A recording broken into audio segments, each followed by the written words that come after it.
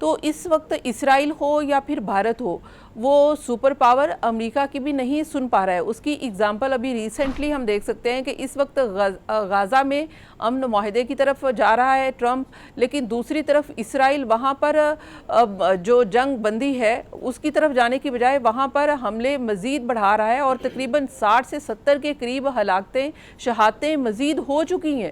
تو یہ تو اسرائیل کا رویہ ہے، اور مودی کا بھی رویہ اسرائیل سے ہی اڈاپٹ کیا ہوا ہے.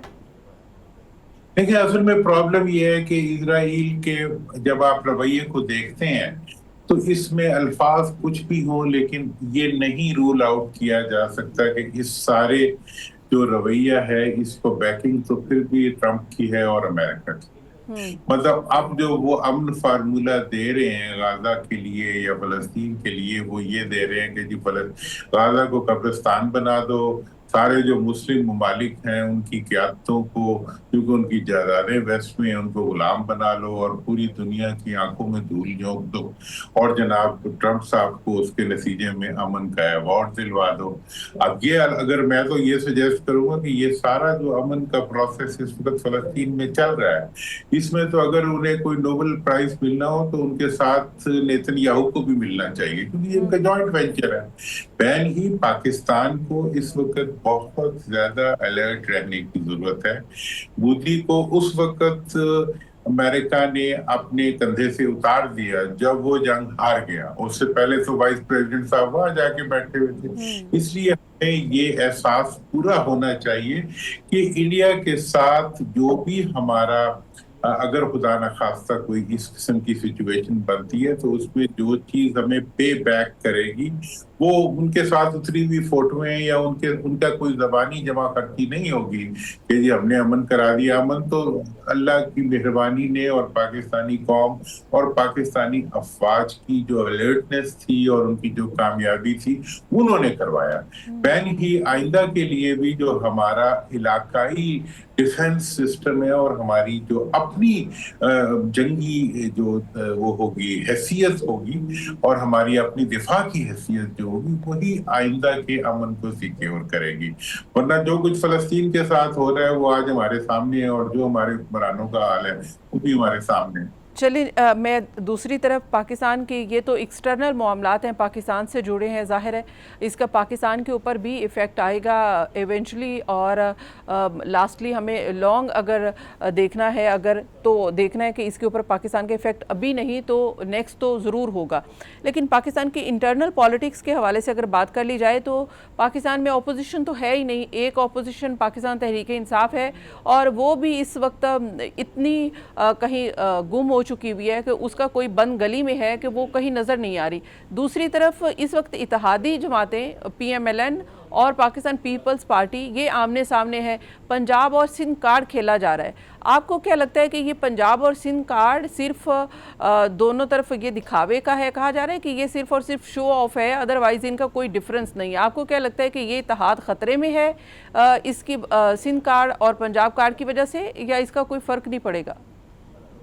دیکھیں، جہاں تک پیپلز پارٹی اور نون کا تعلق ہے، ان کی آپس کے جو یہ ظاہری جھگڑے ہوتے ہیں اس کے بعد مطلب یہ وہ ہے کہ جی وہ دن کو لڑنا اور شام کو اکٹھے ہونے والی بات ہے. مطلب یہ ایک ہی تصویر کے دو رخ ہیں. یہ ان کی جو جھگڑا ہے وہ اس کو اگر نورا کشتی بھی کہے تو یہ وہ نورا کشتی ہے جس میں عوام کا کوئی انٹرسٹ بھی نہیں ہے، کیونکہ یہ بالکل ایک ہی پچھلے 54 سال سے یہ دونوں پارٹیز جو ہیں وہ ایک دوسرے کو بیک کرتی ہوئی، ایک ہی مروسی بیک گراؤنڈ سے اٹھی ہوئی، ایک ہی طرح کی گورننس دیتے ہوئے یہ ایک سے افراد ہیں. ان سب کی جائیدادیں، ان سب کے انٹرسٹ جو ہے ملک سے باہر ہیں، اور یہ پاکستان کے اندر اب 2008 کے بعد سے انہوں نے آپس میں بٹوارا کیا ہوا ہے. ایک کہتا ہے جی تم ادھر ہم ادھر والا سین ہے. और ये आपस में बांट के मतलब अपनी हुकूमतों को कायम करते हैं और उनको बाय हुक और क्रुक जो है पावर में लाते हैं। इनके लड़ने का कोई तस्वर नहीं है। मैं बहुत हैरान होता हूं जब इनकी लड़ाई को डिस्कस भी किया जाता है। आप ये देखिए ना, मतलब वो लड़ाई कहाँ है जो इनकी आपस की है? टीवी के ऊपर है।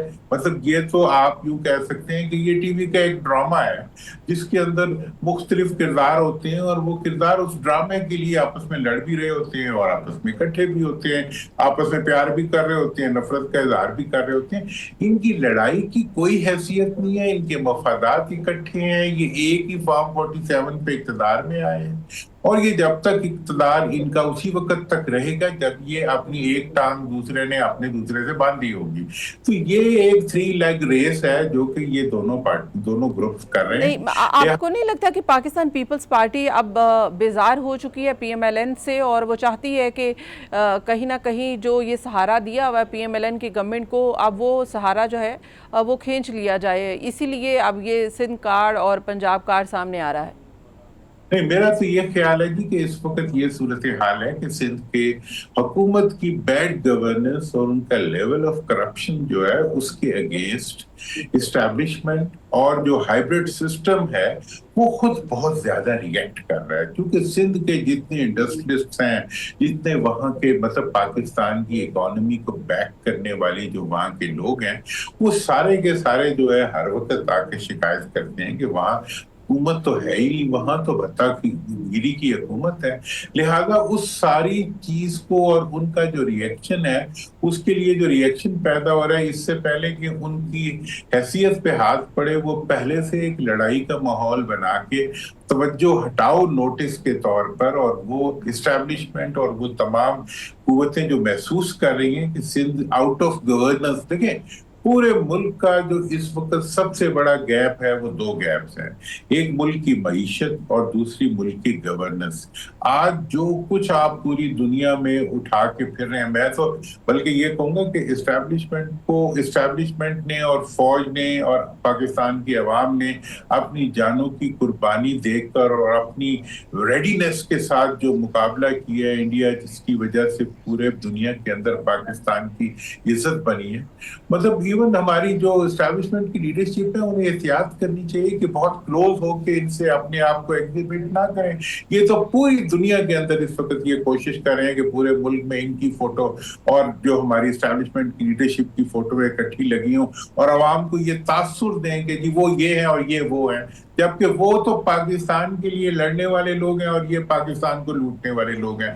इनकी जदादें मुल्क से बाहर हैं, उनकी जानें मुल्क के अंदर है और मुल्क के लिए कुर्बान हो रही, इनका आपस में कोई ताल्लुक नहीं। लिहाजा ये एक हकीकत है और दूसरी हकीकत ये है कि जहां तक अपोजिशन का ताल्लुक है, अपोजिशन तो इस वक्त अवाम में है और दूसरी जेल में है।